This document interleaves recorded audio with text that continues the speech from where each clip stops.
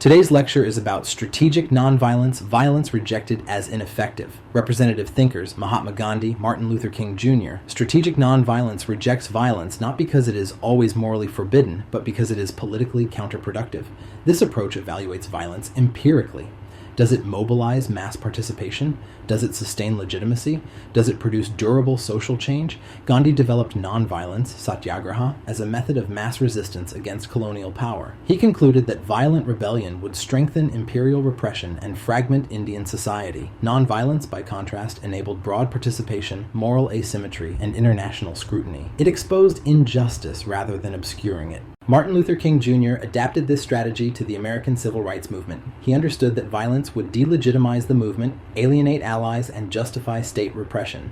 Nonviolence created public crises that forced legal and political change while preserving the possibility of reconciliation.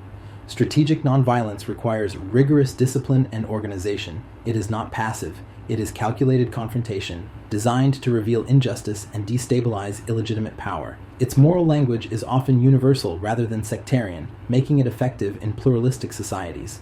Unlike absolute pacifism, strategic nonviolence leaves open the theoretical possibility that violence could be justified if it were effective. Its authority rests on historical success rather than moral absolutes.